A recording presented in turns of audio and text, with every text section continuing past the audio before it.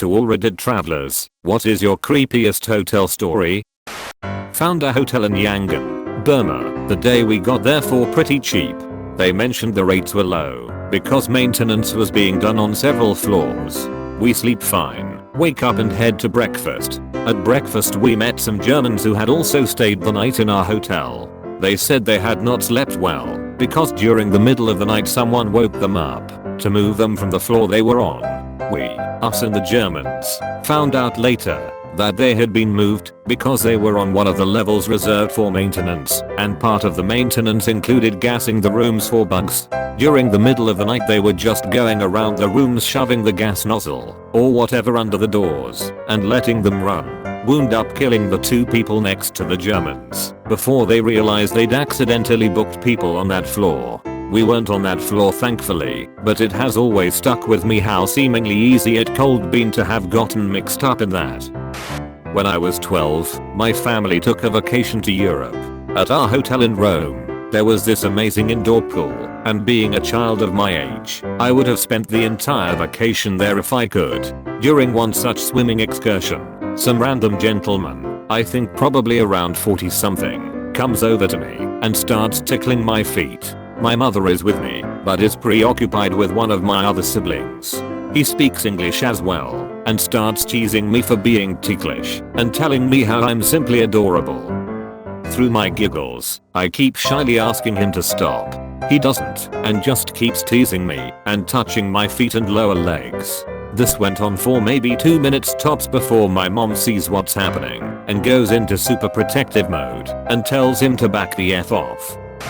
In university I was renting out a 6-bedroom house and found out it was being demolished after we left, so I threw a massive party as I was a DJ at the time. I hired a security/dog guy that I later found out was connected with both the Hells Angels and the Mongols. I think it was a long time ago. Anyway, a lot of both groups showed up. It was a weird mix of students and massive bikers. One asshole broke a window and tried to sneak in, and the bikers caught him and tossed him out. Not sure what happened to him after that. Then the cops show up and drive about 4 cars onto my lawn with sirens blazing as I'm talking to one of the higher up guys, and he just said watch this and walked out and put his arm around one of the cops, who hugged him. Then they all left us to continue partying. Never bothered us again. I'm glad the bikers were there. They saved the day, didn't cause any trouble, even though there were rival gangs there, and they all paid the cover and were respectable. I arrive at a secluded, coastal hotel south of Marmaris, Turkey around 2 AM. It had been a long day in Istanbul followed by a flight and long bus ride into Marmaris, where I haggled with non-English speaking taxi drivers, who were not even aware that this small resort exists. When the taxi pulls up to the hotel, it's on fire. When the owner, standing out front, sees us, he opens the taxi door excitedly. "You come. I have nice room for you." I point out that the hotel is on fire, but he simply gestures and says small fire. "No problem. You come." I am utterly exhausted. I find myself following the owner into the hotel, stepping over fire hoses, waving away smoke, passing firefighters as they run up and down a very nice staircase. We pause at the 2nd floor landing, and the owner tells me, "See, fire only on this side of hotel. This side no fire. You come." My exhaustion removes every ounce of common sense, and I follow him to a room down the hall. The room is indeed fire-free. I quickly scan the "in case of fire" message on the back of the door, check the window escape, and promptly pass out with my gear and boots on. In the morning I awake, alive, wondering if I dreamt the entire thing. I go down the smoky stairs past the charred other side of the hotel. The owner is so happy to see me, still alive, that he eats breakfast with me. I went back a few years later, and the hotel had fully recovered. I once stayed in a B&B which had a shared bathroom. The first night I got up at probably like 2 AM, and I was bursting for a pee. The bathroom was down the hallway, not too far, but seemed like such an effort in my tired state. I get to the bathroom and open the door, and there was this guy just standing in the bathroom, dressed head to toe in a mime costume, face painted and everything. He was squatted down on the floor, but his trousers were still up. I looked at him for a second, He gave me a wave with a smile and began just silently pushing. I just ran back to my room, locked the door, and decided to pee in a bottle. I'm still not sure if I was just really tired and seeing things or something. It's seriously the strangest thing I've ever seen. Stayed in a B&B in Pennsylvania. That seemed cute enough. They did have a wall of antique dolls in the main room, but otherwise no signs of weirdness. That's until we were settled in the room. I noticed some scratches on the floor near a bookcase, and after some inspection realized it was a secret door. When I asked the owner, who gave a creepy vibe, if it worked, he said yes, and showed me that it opened to their office, which was a cluttered room with a computer and piles of crap. It had a lock on their side, and when I asked if there was a lock on my side, he smiled and said no. When I showed some concern that there was an unlockable entrance to my room that was camouflaged that they didn't tell me about, he just kept smiling. So that night, no ex, fear of cameras, and I barricaded the effing door and barely slept. I arrived late at a hotel for a business trip. Flight had a malfunction, so we had to land. They fixed it on the tarmac and we never deplaned. Room already paid for, confirmation number in hand, etc. I got there about 5 hours after I was supposed to be there. Of course, they gave away my room. I already wasn't happy from all the delays and I wasn't going anywhere. The event I was there for was in their hotel. I wanted my room. I was polite but resolutely firm. They did some scrambling and asked if I would consider a damaged room under construction.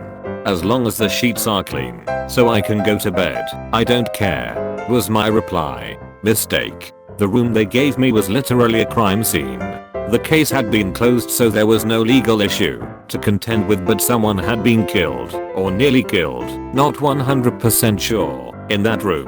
They had primed over the bloodstains on the walls and ceiling, but had only taped down semi-clear plastic over the pooled blood on the carpets. Multiple small holes in the walls had obviously been patched and sanded, but there were multiple small holes in the walls. They gave me a completely new bed and TV from on-site inventory, so I was comfortable. But, man, it was creepy as F.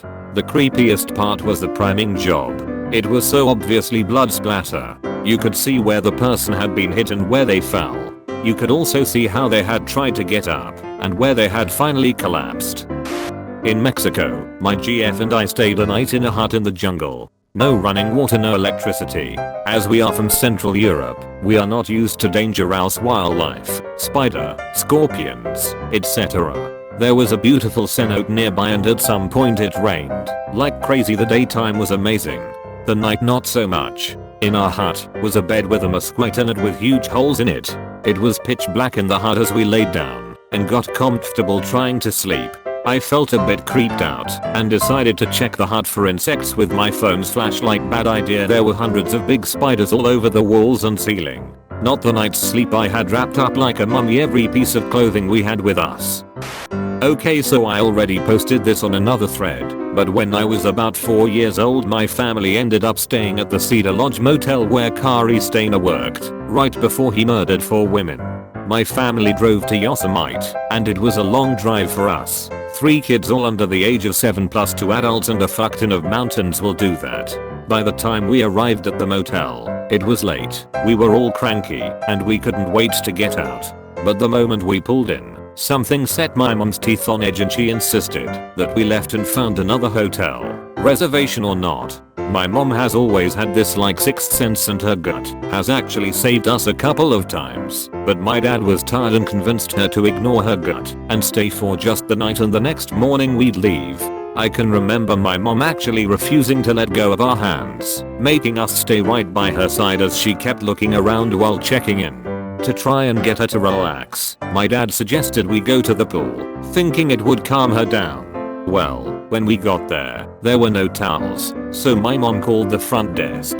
The moment the man delivering towels arrived, my mom immediately grabbed us out of the water and rushed us back to the room. The man gave her the absolute creeps, and she says there was just this feeling of pure evil when he looked at us.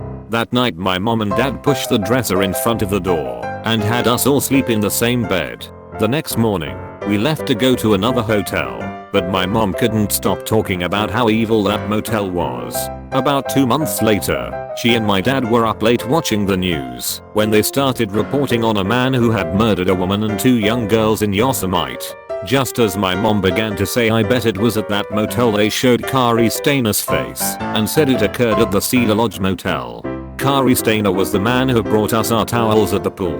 We've never gone back to Yosemite and my mom is always insistent that we listen to our gut feeling and when every bone in your body is telling you something is wrong. Gtfo. We stayed at a motel where serial killer Kari Stainer worked and my mom's gut told her he was a refine creep.